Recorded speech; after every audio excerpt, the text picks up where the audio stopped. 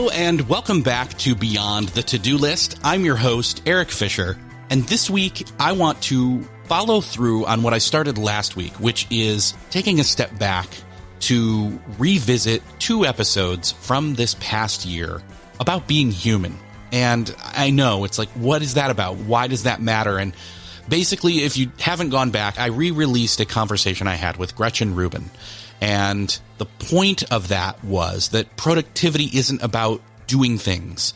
We so often think about the producing part of productivity, checking things off, but it's a means to an end. And that's why we talk about topics like last week's and also then this week's conversation, where I'm revisiting a conversation I had with Carlos Whittaker that we had about his book, How to Human: 3 Ways to Share Life Beyond What Distracts, Divides, and Disconnects Us. And you can read between the lines a little bit of what I'm saying here in terms of a new year and even an election year. And I don't get all political, but a lot of people do, and relationships get bent, broken, and whatever. And that's not where I want to be this year. I want to be, for lack of a better term, that's not as frou-frou or whatever, but I want to be about healing. I want to be about connecting. And that's what this conversation really, I found it was like the best way to follow up the one with Gretchen was also this one with Carlos, because he's sharing personal stories like he does on his social media, and it is in his email newsletter all the time. He talks about the importance of and the significance of slowing down, being compassionate, reclaiming human experiences, serving others, creating connection, and that the greatest human need is to be seen and heard, and really be seen and really be heard, and that the potential solutions for the problems that we have in general are going to be found there through understanding, through seeing people. That not only leads to us learning and changing, but learning and changing our perceptions. Oftentimes it's our perceptions. It's the way we think things are, or the way we see things from only our limited perspective that holds us back. And I just can't help but think that that need to be seen and heard has been tapped into, sometimes for ill will. And I think ultimately we want to be more free. We want to be more human, how to human, in our own skin. And so there's importance in that, and doing the work in that, and taking meaningful action in that. And, like all our productivity took a hit during the pandemic, that there was an impact on our human connection when it came to that. And I know we're now in 2024 talking about a pandemic that, according to whoever you talk to, either never happened or did or didn't happen or has been long gone. Regardless of where we're coming from, we've all got to live together. And I think for me, my productivity took a hit often because I was paying too much attention to the frenetic discourse, if you can even call it that. Oftentimes it was just comment wars online and in social media, and often not even in person. But there's an importance to in-person, meaningful human interactions beyond just the distractions of our emotions or our biases. And there's a significance to having those uncomfortable conversations and interactions to be able to break down those biases. And so I thought it kind of was a great 1-2 punch to, again, talk about the 5 senses with Gretchen and revisit that last week. And if you missed that, go back and check that out. It's a great episode. But then also to follow it up with Carlos, who is one of the peacemaker, a peacekeeper. He's calm, he's zen, whatever you want to call it. When I see him come through my social media feeds, I always kind of stop and watch and listen, and he chills me out. He helps me take things into perspective. And again, that's what we talked about last week, is that often self-awareness of what you're trying to do and where you're trying to go and how you're going to get there is really helpful. But it's even more helpful to see somebody else struggling, trying, winning, failing, to do it also. And then you can be inspired to get back up. So that's my encouragement to you as you listen in on this conversation with Carlos. If you've heard it before, I hope that it hits you again, maybe a little different, a little deeper, like it did for me. And I just hope that you take something away as we're starting this new year, things are always going to be crazy. They've always been crazy. We can be calm, cool, collected, or at least return to that as often as possible. And I hope that's your goal, as it is for me this year. So I'll just get out of the way. Enjoy this conversation with Carlos Whittaker. Well, this week, it is my privilege to welcome to the show Carlos Whittaker. Carlos, welcome to Beyond the To-Do List. Eric, I'm beyond the to-do list. I already feel like I've accomplished everything in life just by being on the show. I got to say, we've rescheduled this a little bit. This is a little behind the scenes here. I don't think I've ever recorded a podcast after 5 o'clock my time on a Friday afternoon. But for you, I'm making it happen. And it kind of fits the vibe, doesn't it? It's like, no, work's done. Now we're just chilling, right? Now we're just chilling. It fits the vibe of just messy humanity in the middle of guys that are trying to, be as productive as they can. But sometimes things just end up like this, 5 p.m. on a Friday afternoon, like here we are, just two bald dudes in front of their microphones with their beards, just chatting it up. Gray in the beards, by the way. I'm going to throw that in there too. Gray in the beards. Absolutely. Yes. Not getting month by month. With big microphones and big headphones. And I just feel very simpatico right now. So, oh man, I couldn't help but think that this was going to be a really fun conversation to have with you because you got this brand new book out called How to Human. Yes. And then a big old long subtitle like every book deserves to have these days. I'm just going to go ahead and say it. 3 ways to share life beyond what distracts, divides, and disconnects us. And it's not a business book like is normally showing up on here, these shows, these conversations, but that subtitle, actually the proper title and the subtitle all just roped me in and just thought, you know what? This is a book for this time and we've got to have this conversation. So, dude, that's awesome. Thanks, man. Well, speaking of the subtitle, I laugh because I remember when my editor sent me I don't write that subtitle. He did. And he's like, hey, so I think this is it. 3 ways to share life beyond what distracts, divides, and disconnects us. And I was like, man, that sounds like a bumper sticker. Like this is going to take work. Hopefully people, and it's been funny because people are like, man, Carlos, I read your book and I thought it was going to be 3 ways to share life beyond what distracts, divides, and disconnects us. And I guess it was, but that's hard. I was like, yeah, actually it is. It's not going to be easy, and so I do, although I appreciate the subtitle, it definitely takes some digging to get there. Right. Well, and you know what? That's the rewarding part. This isn't an easy book to read. It's in your face. You're telling stories. You're sharing sermon notes basically, and you are telling the truth, and your truth and all our truth. Here's the thing, and I want to ask you, what kind of led you to feel like this message, this topic at this time. But I think, we're all kind of on the same page right now. And I don't mean we're all on the same page, in agreement. We're all on the same page as in we're all on the same page in this moment of history together. And we've been forced to reckon with that and, see that foreshadowing a little bit more than we ever have before.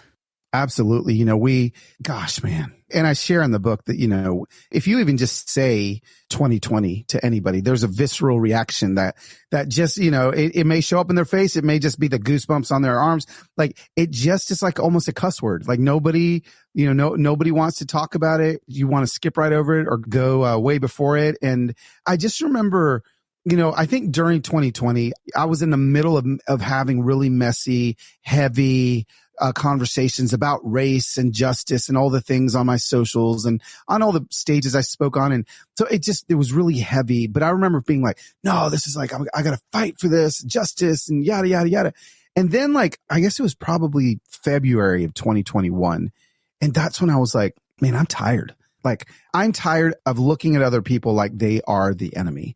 I'm tired of splitting humanity in half and being like, half y'all are knuckleheads and half of us figure it out, And I was like, there needs to be a conversation about how we do this again. How do we get back to, and maybe we've never even been there, but how do we get to the place where we can human together well again, right? We can do the human thing well. We can have disagreements well. We can end relationships well.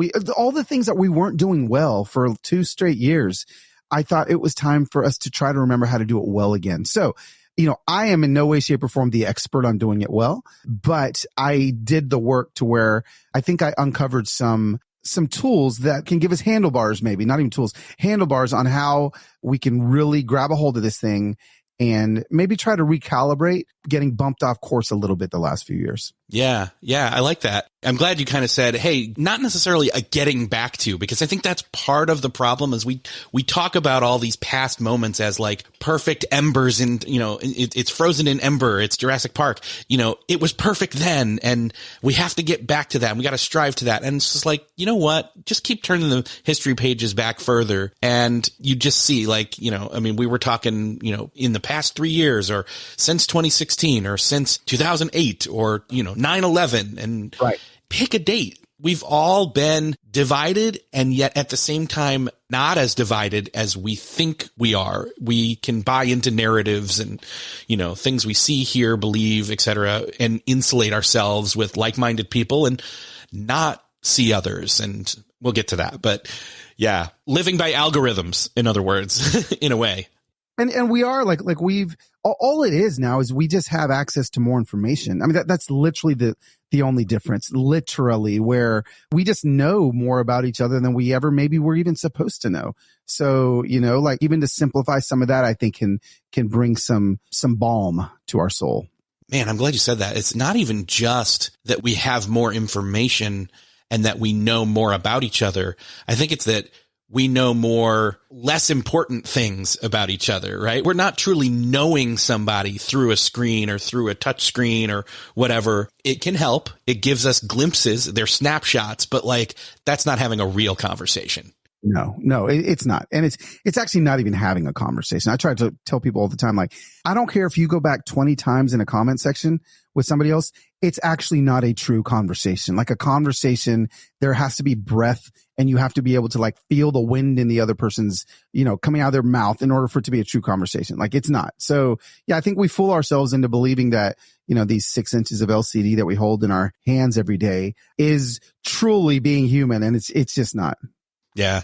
I think that, some people are thinking, okay, so what does this have to do with like a practical application of the word productivity or some kind of, again, I use that title for the show to have these long arms to like reach out and grab all these different topics and things and how they apply. And for me, I'll just be honest. I'll bare my soul for a second here. Give me 30 seconds in a soapbox or a podcast mic. And I'll just say like during the past 3 years, the pandemic really kind of put our lives under a microscope and zoomed in. And we realized that it wasn't all about how much time we were spending on work or how much time that we were spending online and prioritizing and checking our emails and, structuring our schedules the right way, that we were missing, especially when we had to lock down and to varying degrees do different things in a way we'd never thought of and think about things we never had to think of. Yeah. Isolation, loneliness, lack of connection, disconnection from family, whether that was from physical space or on the flip side of that, trapped with our family because we had to be, how to not just deal with it, but like seek out found family and real community, not just local, but like true living, breathing interaction, not just with like shared interests, but just taking care of each other. And that connection is a necessity, no matter whether you're an introvert or an extrovert or shy or outgoing or whatever, add all the other different viewpoints into the mix. Yeah. That was something that we all truly were, that we were human and we needed connection. And so as I'm going through it, I'm like, oh my gosh, it's kind of a, not whiplash, but like a, I don't know, just a flashback. It's like a lost flashback to time on the island. And it's like, we're stuck. We have to go back. Yeah, well, and we do. We have to, as hard as it is to go back and to remember some of that stuff. I mean, I get that from so many people that have read the book. It's like, man, Carlos, like it was really uncomfortable. I don't think I want to remember some of that stuff. I don't think, let's just look ahead. But I feel like in order to heal ahead, we've got to look backwards. We've got to look back at the collective trauma that we went through. And, and again, like the book isn't just all about 2020. I go back to different spaces, but I do believe that just like you said, there was something in what we went through together that really shook the core of our humanity, shook the core of, we're all pandemic rookies. Everyone's acting like they knew what they were doing. Nobody knew what they were doing. We were all trying to figure it out. And that's the first time ever in any of our lives that we had to, like, as a planet, figure out something together like that. And so I think there were some beautiful things that came out of it. I mean, I say all the time that like my family, I know this wasn't the case and we're blessed that none of us got extremely ill during the pandemic. But, you know, I remember those 6-7 weeks of lockdown is like for us, you know, I live in Tennessee, right? So like Tennessee, they didn't even think COVID happened here, right? So here we were locked down, but we're like taking walks together as a family and we're like playing board games every night. And my teenagers who normally I probably wouldn't have even seen their senior year of high school, suddenly we had all this accelerated family time that, you know, there was some beautiful things in humanity that was able to come out of it. But I do think that we do need to be recalibrated and maybe just realigned back to maybe this is a great time to purposely figure out how we do this again, right before 2 years before another election. Let's get ourselves ready. Let's get our tool belts ready. And when it gets time for your Aunt Nancy that posts that thing on Facebook that drives you freaking crazy, maybe you can have some tools in the belt that doesn't destroy your relationship. Man, how did you know I have an Aunt Nancy? There you go. We all do. Oh, man. So in the book, you talk about, and it's kind of alluded to in the subtitle, life beyond what distracts, divides, and disconnects us. And there's kind of a correlating almost word for each of those things in the book. It's the three things, and it's be, see, and free. They alliterate, but they're not like all this. They don't all start with the same letter, which is great. I love that you kind of broke that up, went different from other people. Let's talk a little bit about be, because I know that, you know, some people are going to be shook by the title saying, you know, how to human, and think, wait, you should have said how to be human. Right. But, right. No, the human, we're using human as the verb here. And so how do we be truly who we were created to be, right? Like I do believe, you know, I'm a man of faith. A lot of people that follow me aren't, but they know that that is part of who I am. So that is part of who I am being when I am being who I'm supposed to be. And, you know, I really try to get people to realize that there's parts of us that we're ashamed of. There's parts of us, of our story that we're ashamed of that maybe we've tried to hide for a long time. I go into the depths of my story, not all my stories, but some of them that I tried to hide from my friends and my family for far too long. And once I invited those parts of me back into my life and back into my story, and I was able to be like 100% who I am as opposed to just 80% of who I am, gosh, like that is the most important, I believe, foundational piece of how to human is you've got to be fully you first before, you know, because it goes into be humans, see humans, and free humans. Before we can see anybody else, before we can free anybody else, we've got to figure it out on our own. And listen, for me, I mean, that's taken a lot of therapy. That's taken a lot of inner healing. That's taken a lot of me looking at parts of myself and my story I've not wanted to look at. But this first section of the book really is about that reconnection with who maybe a lot of us, you know, I think of the people that listen to your podcast, you know, if they're productivity nerds, if they're entrepreneurs, if they're people that are like, you know, I'm one of those people, right? And so like, I know that my identity can suddenly get wrapped up in a lot of other things besides what it really needs to be in. So it's like, oh, no, you know, people are going to see me as the author with 4 books and, you know, all the things that kind of got me there. It's like, actually, no, like what if all that stuff went away? Who am I going to be? So it's just a foundational piece of the puzzle is being human, slowing down, like removing more distractions that we have in our lives. And, you know, for guys like us that love things that distract us, you know, we may not think that when we're doing it, they distract us, but I think we can all be fair and say that, yes, a lot of these tools that we use for business and for, you know, at least for me, like all of my little systems and Evernotes and all the things that I used before, like they can become a really big distraction to being. Even being productive sometimes gets in the way of being human, you know, again, I'm just kind of poking the bear when talking to your listeners, but like, how about this? How about Carlos saying like, hey, what if you're actually not being as human as you can be because you are so productive? What if being human is slowing down, lowering the volume of life? All of those things I think can help us get there, get to being. Slowing down is productive. It is. Yes. We've believed that myth, right? Yeah.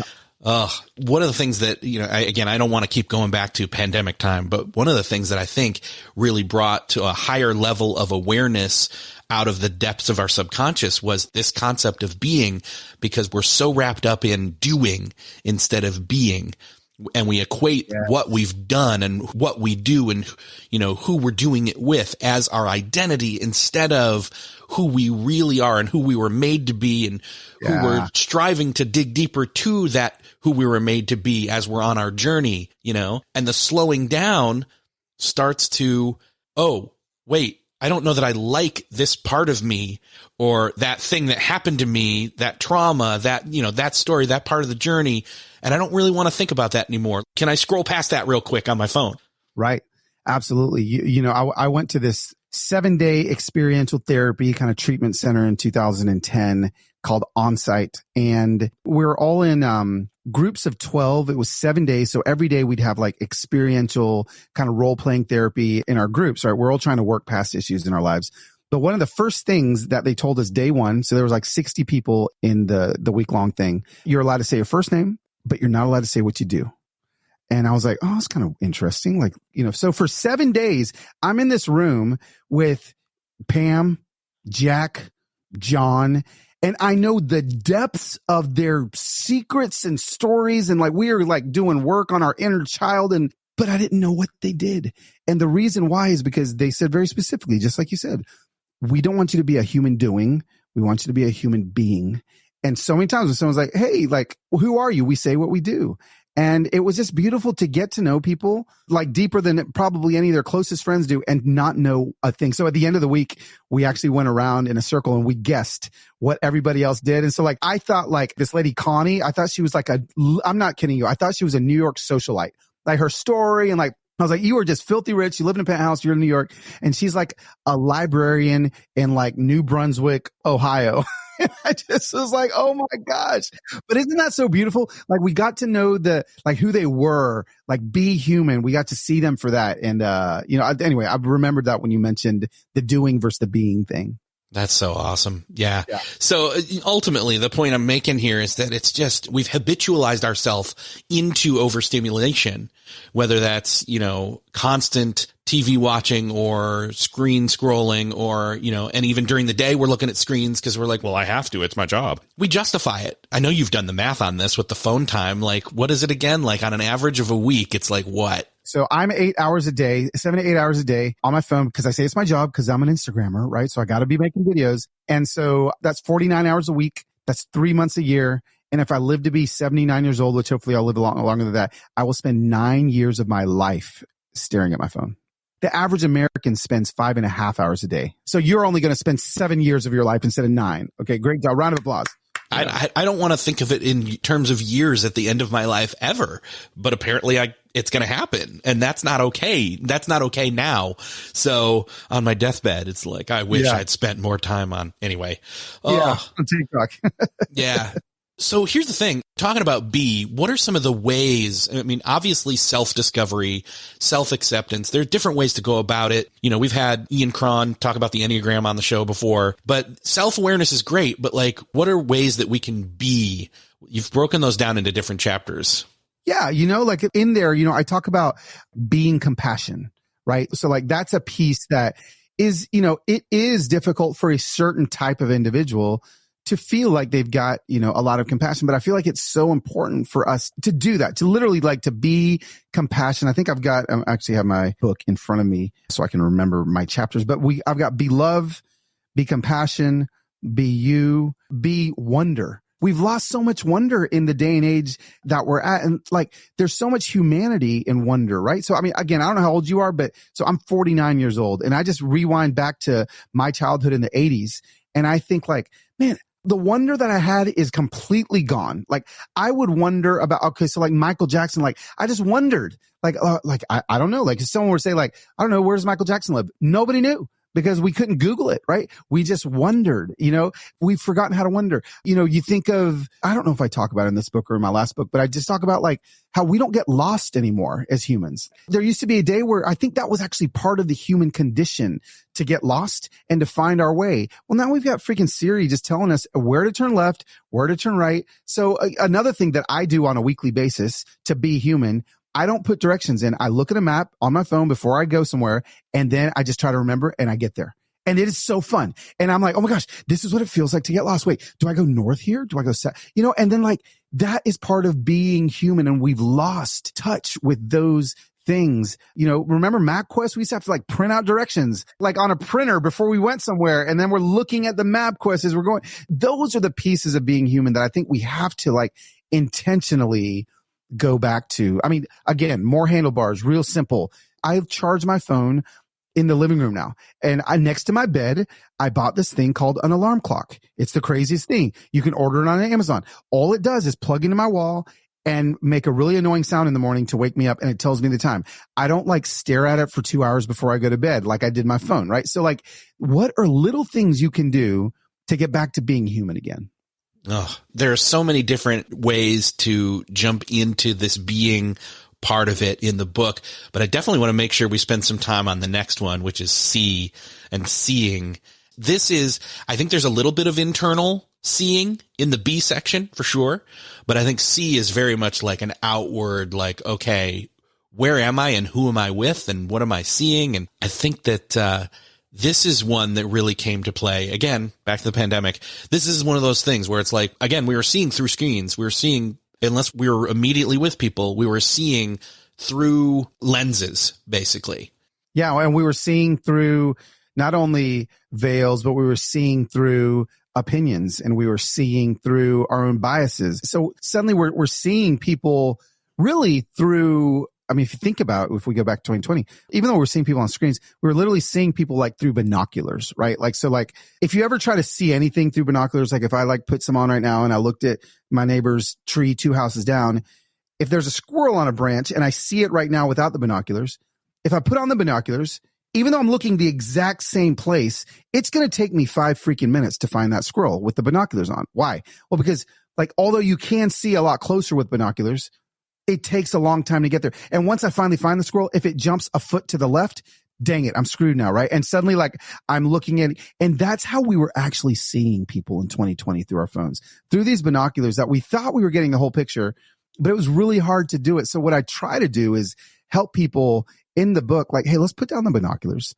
Let's put down the phones and let's start seeing people like face to face. Let's move close to them. Like proximity is vital in truly seeing somebody. You have someone who's like going off in your DMs or in a comment section, or your Aunt Nancy or whoever we're talking about here. You're never going to truly see them online. Truly, you just aren't. Like, you're going to have to put down whatever device it is and get face to face. And it is so hard. It's so hard to paint the picture of who we think they are when we're face to face with them. It just is. And so, yeah, that seeing piece is probably where the rubber starts meeting the road a little bit in the book. And I start to maybe press on a little bit of toes, push some buttons like, hey man, what's it going to take for you to actually see people that don't look like you, don't vote like you, don't love like you, like all of these things that are like super hot topics. Yeah, we've got to see them too. So I hope that I accomplish the task of helping people navigate how to do that a little bit better.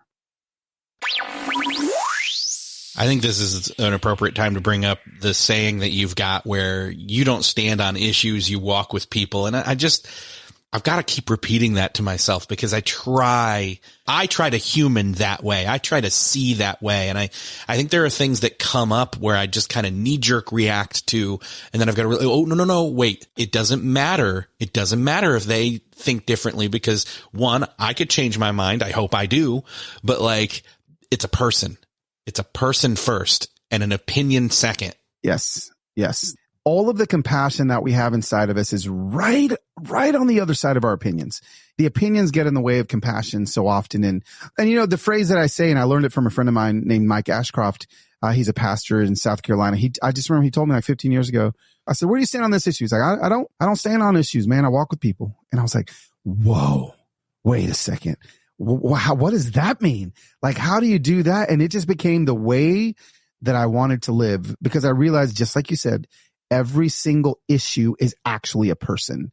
And so, I walk with them. So when people ask me, hey, Carlos, what's your opinion on this? Where do you stand on this? It is my go-to line. And it isn't a bumper sticker. Like, it's hard to do. And again, I'm having to walk with people that, man, like I vehemently disagree with a lot of things, but I'm not just going to make my mind up based on a couple podcast episodes and what my favorite news anchor tells me to believe. I've got to walk with them in order to truly, and guess what? If I walk with them and I don't change my mind, that's not the purpose of walking with them. The purpose of walking with them isn't to turn your back on your values. It's to turn your heart towards them. And that's just it. That's what I'm trying to help people with is, yeah, walk with people, see people, but don't see them through a telescope or binoculars. You're actually going to have to walk up to them in order for that to happen. Yeah. You share so many different stories in the book about just you're friends with somebody, but their view is this, and you don't say where you fall on a spectrum of belief when it comes to that thing, but you just kind of say, we don't disagree, but we're friends. And yes. I just love hearing that over and over again. There's one story that I really in particular liked, and it kind of grabbed me, where you walk across the street to a neighbor, and it's the bunny story. I thought maybe that would be fun to tell here. Yeah. Well, it's a see people story, right? It's a story where I had to get close to somebody in order to truly see them. I'd been looking at them through my binoculars, quote unquote, not really, because that's kind of creepy, but it was summer 2020, man. I was in the middle of teaching every day on race and racial bias and like helping, the white community that follows me and trusts me walk with people that look like me every day. And so, I was tired, man. Like it was like George Floyd had just happened. There were marches happening everywhere and I was tired. And so here I am in my neighborhood, and people are still pretty much at home at this point. And all my neighbors, like I'm friends with, like I'd become friends, and we lived in this house a few years by this point. But there was this one just kind of old, crotchety white dude that lived across the street from me, and he lived by himself unless he had his wife hostage in there. I'd never seen her in a few years, so I would just see him every day coming in and out. And I tried my hardest to like be friends with this guy. Like I'd like smile. Now again, not be friends, but just acknowledge him. I'd smile at him, wave at him when we get our mail together. Literally, we're standing like 12 feet apart from each other. I'd wave and say hi. He'd never wave back. He'd never look at me. And I just thought, my reality of living in the South as a black man, and this old white dude that had his big American flag on his front door, I had a bias built up against him because of the real stories that had happened to me. Now, the reason why is because out of the, I don't know how many times, 12 times or so that I'd been called the N-word, here in the Nashville vicinity over the last decade, every single time the dude that had called me that had looked just like my neighbor. Like they were old, they were white, and they had an American flag on their torso or their bumper, their truck or something. So although I like old dudes, I like white dudes, I like American flags, the three of them mixed together triggered me, right? So here I built a story over years that this is just a racist dude that doesn't like me. And so here we are, summer 2020. I haven't talked to this guy ever. He walks out of his front door and he's got a can of paint. And I was like, well, it's kind of weird. Why is he walking into his yard with paint? And right in the middle of the yard, he had these two porcelain bunnies, like the kind of like little statues. Kind of like gnomes. Other people have gnomes and things. Yeah. And your grandma has in her backyard, right? Like those kind of things. So he kneels down in front of the two bunnies and he takes his paintbrush out. And he kneels down and starts painting one of them. And I was like, oh, it's kind of weird. And he's painting it black. And I was like, okay, so it must be like old man paint your bunny black day. Like, I don't know what's happening. It was just weird, whatever. So he finishes painting it. And I'm ready for him to paint the other one. And I'm just watching him from my little porch swing, but he doesn't paint the other one. He just puts the paintbrush back in the paint can and he gets up and he goes inside. I was like, why in the world did he do that? So I called my wife out and I was like, babe, look, like weird old white dude just painted one of those bunnies black. Why do you think he did that? And she goes, well, why don't you go ask him? And I was like, oh, well, there's a thought, but I don't want to because why would I do that? Right. And I was like, wait a second. Here's the whole see human piece. Here's the whole put off your binoculars and walk across face to face with someone. So the next day I see him out. I can't remember what he's doing, but I was like, okay, I'm going to do it. So I started I hit roll on my phone, like camera, and started recording because 2020, I'm recording any interactions with white dudes. And so I'm recording it. I walk across the street and I'm like, hey man, my name's Carlos. I live across the street, as if he didn't know. We say stupid things when we're nervous, but I was like, I live across the street. And he stops and he smiles as big as ever. And he's like, well, hi there. My name's James. I've only lived here since 1960, whatever. And I was like, oh my gosh, like he's already in a matter of seconds smashing every storyline that I had written in my head because I chose to walk across and see him. So I asked him, well, James, like, why'd you paint your bunny black?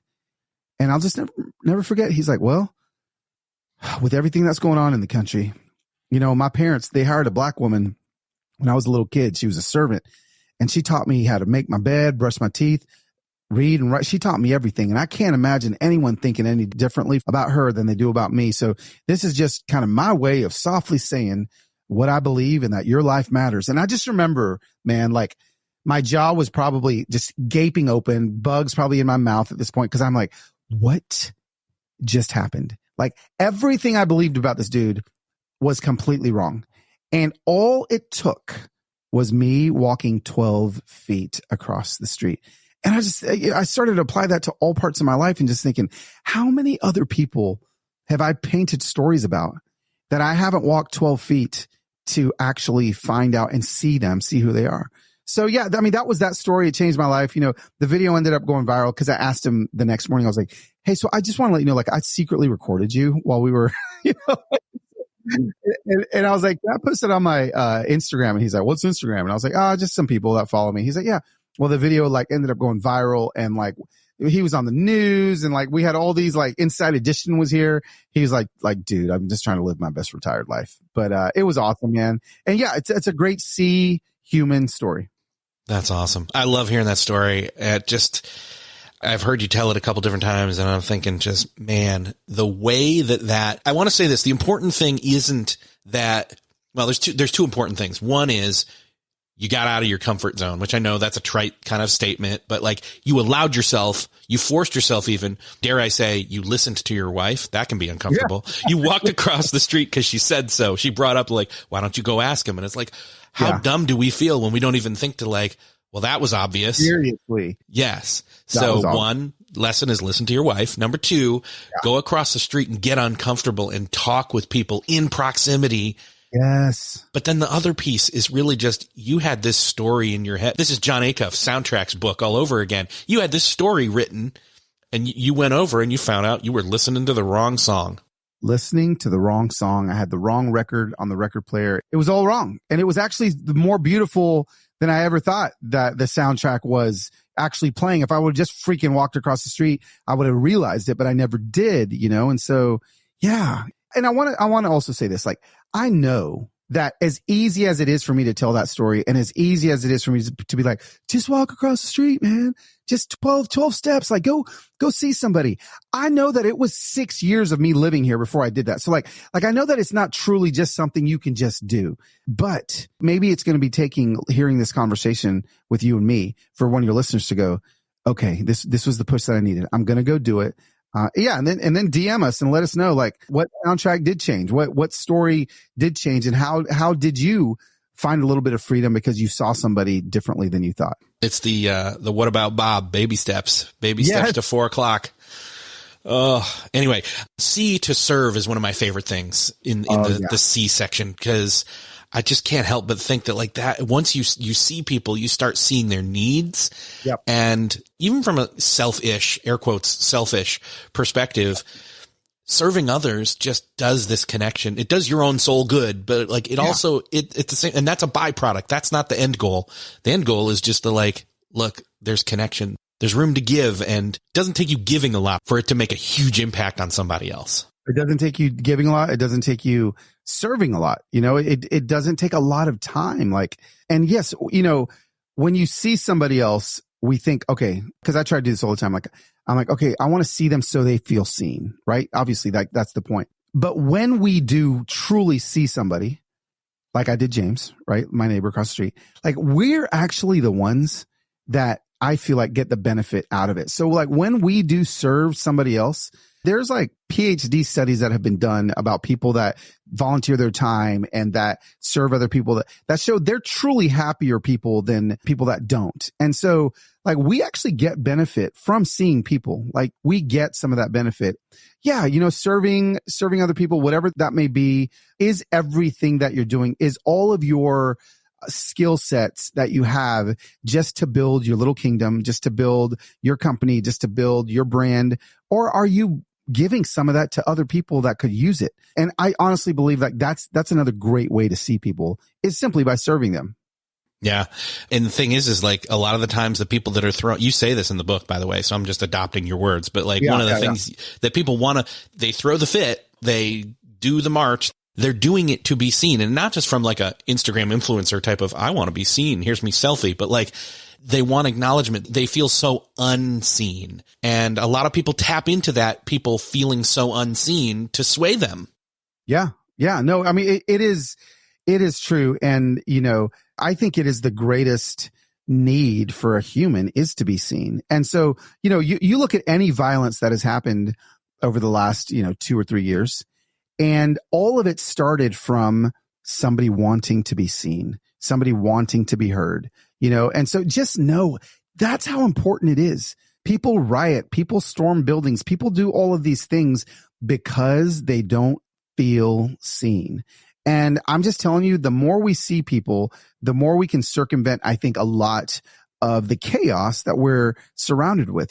Gosh, man, can you imagine if just for 1 month a year, it's like the See Human Month, and everyone on planet Earth just decides to see somebody else that doesn't look like them, think like them, vote like them, talk like them. I think that could be the freaking answer to world peace. Oh, wow. You see me. You're not calling me the enemy. Of course, there's going to be, people that are bad. There's always, but I just think that most people aren't. Most people have good intentions. They may not be coming out the right way, but even people that we vehemently disagree with, there's a reason why they believe what they believe. And most of that is based in true experiences that they lived through. So that's how I like to approach a lot of seeing people that I don't agree with. Well, okay, let me hear really truly why it is they believe what they believe. And normally when I listen to understand, not to reply, and I'm really listening to understand, man, I start learning some stuff, and I'm like, I may not completely change my mind, but by me seeing you've actually allowed me to see some things that I never would have seen before. Yeah. A lot of the reason why people want to do these actions that we see and say, man, they're outrageous, they're crazy, they're what, fill in the blank here, is because of that need to be seen. But it's deeper than that. It's that need to be seen is because they feel trapped, they feel stuck, which leads to the free part of the book. Yeah. Yeah. We'll see people, be human, see humans, free humans. So if we truly want to, that for our seeing to do the work and to actually see it move the needle, we have to risk a little bit. We have to get even more uncomfortable. And, I love where you just ended the last C section is people do these things. Martin Luther King said, a riot is the language of the unheard. And again, that's why people do what they do, is because they don't feel seen, they don't feel heard, so they go. So now this next step is freeing people. Well, what good is it just to see somebody if you don't give them ample opportunity to find freedom? And that's going to look a million different ways to a million different people. But when we take, I like to say, our conviction, which is seeing people because we're convicted, and move it from conviction to action. Action following conviction frees people. Conviction alone won't free anybody. Conviction is just oh, look, I see that and I'm convicted about that, but I'm not going to do anything about that. But we've got a lot of convicted people on the internet. We've got a lot of convicted people on social media. We got a lot of convicted people that, let's just go back to the Afghanistan crisis, right? When Taliban takes over, we've got, refugees and that are escaping. And I just remember myself included, I'm posting Instagram posts. I'm passionate. I'm convicted about these refugees and they need asylum and yada, yada, yada. I'm convicted, right? How many Afghan refugees have I sought out in Nashville to go take a meal to? Oh, guess what? There was conviction, but there wasn't action. So how in the world are we going to free people unless we actually place action behind our conviction? And listen, I'm not just talking about that. All of us are very convicted. We live in a very conviction-filled society.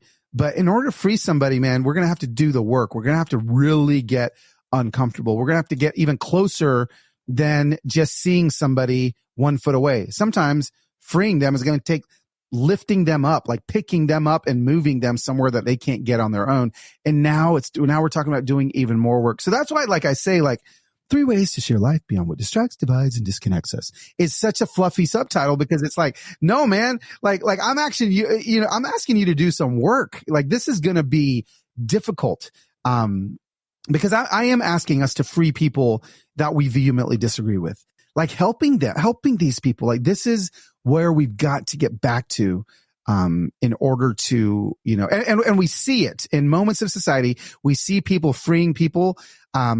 without hesitation, in the blink of an eye. And it's always that human reaction of rescue. I tell a story at the beginning of the book of when I was getting my haircut at a barbershop, and a kid got kidnapped in the mall, and all these people went chasing after him. All these dudes were like running. I mean, I just remember seeing my barber left the barbershop, and they're all running.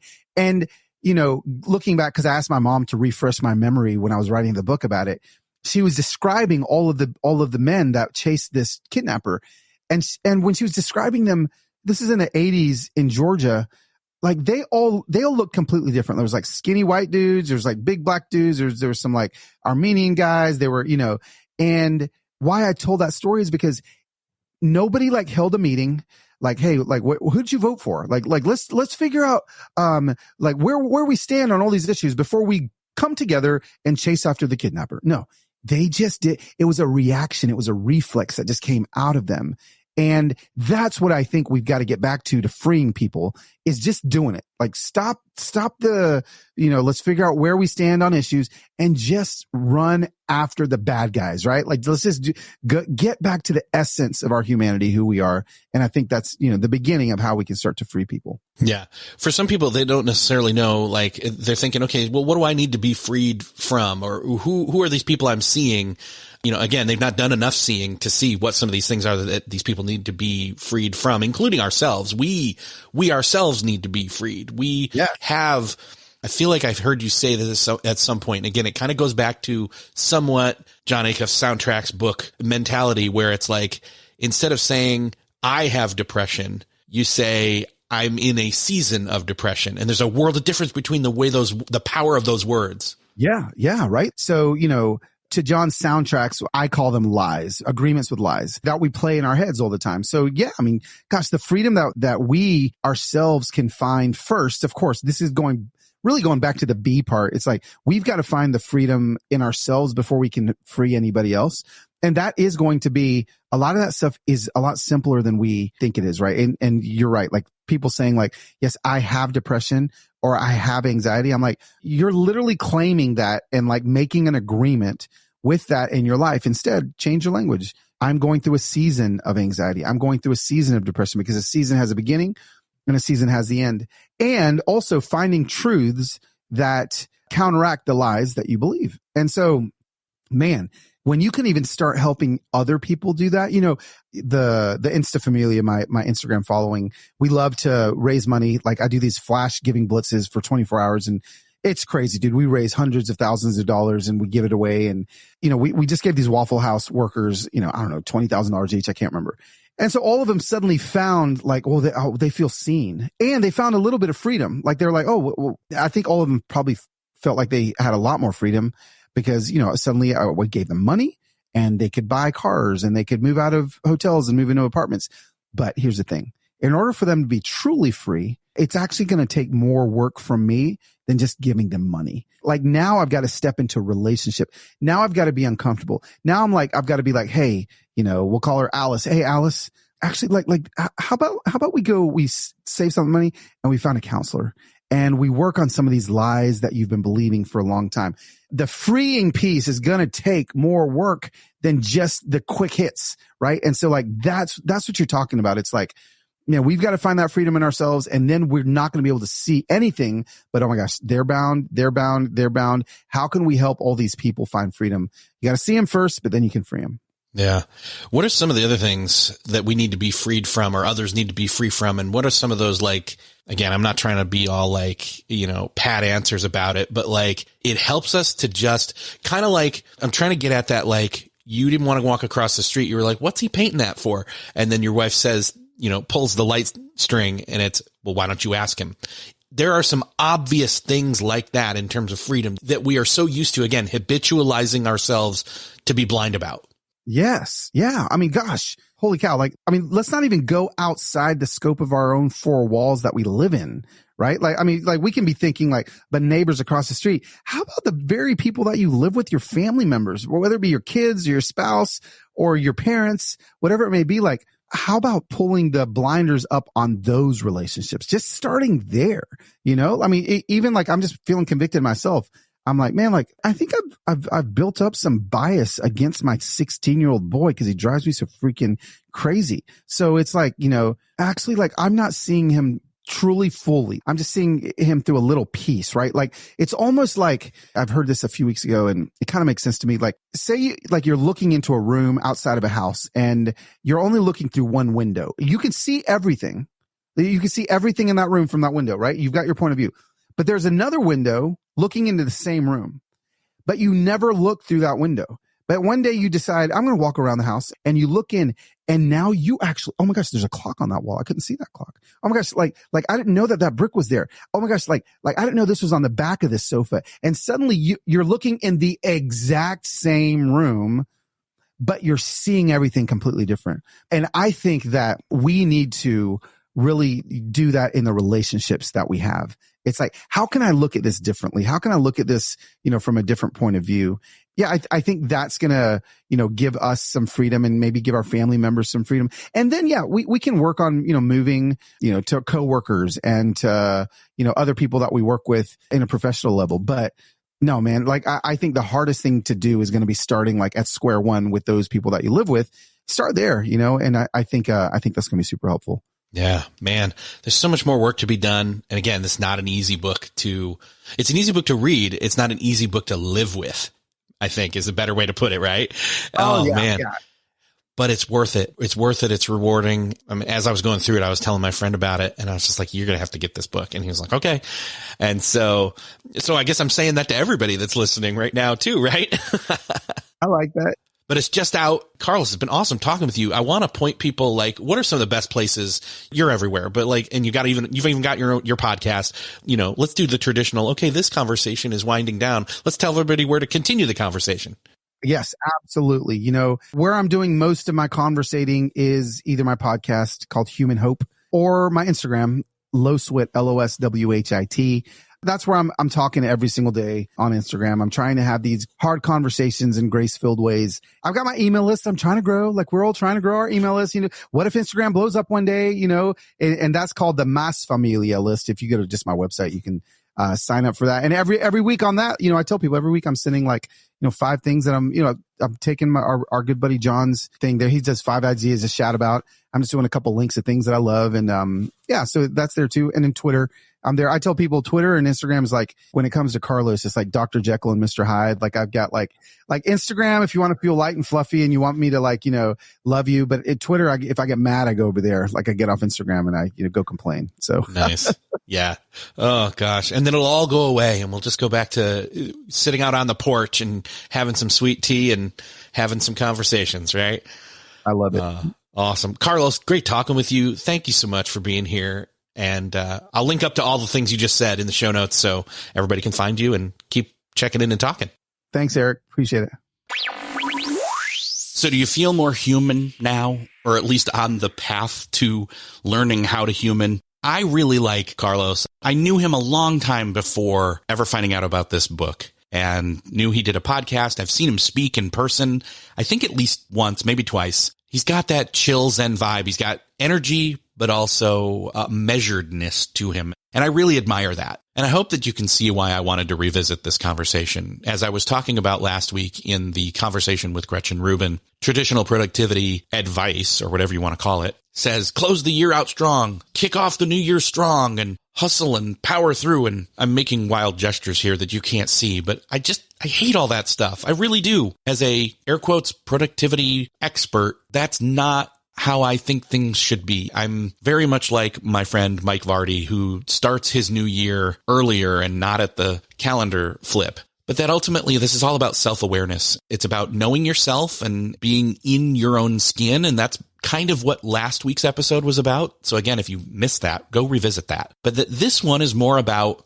connection, not just with yourself, but with others. And that was kind of that 1-2 punch that I thought makes the most sense to revisit, kick off in a different way, the changing over of the calendar this year, and have this year be something new, different, and honestly, hopefully more optimistic moving forward. So if you got any of that out of this, I would love for you to maybe help spread that for this year by sharing this conversation. You can go over to beyondthetodolist.com, share it from there. You can hit the share button in your podcast player app of choice if you're listening to this on the go. Also, we've got a mailbag episode coming up, and I would love to have you be part of it. All you need to do is go to beyondthetodolist.com and go to the top of the page and click contact. You'll be able to write a message there, send it to me. It comes right to my email. I would love for you to be part of the show. Again, that's beyondthetodolist.com, and just click the contact button there at the top. Type in your message, hit send. I will get it. It will come right to my email, specific folder just for you. And I can't wait to get to your problems, your questions when it comes to productivity. I want to make this show more about you this year. So keep that in mind. Get in on it. Send me a message. I'd love to hear from you. Thanks again if you've sent me a question for sending it. Thank you for sharing this episode. Thank you for listening. And I will see you next episode.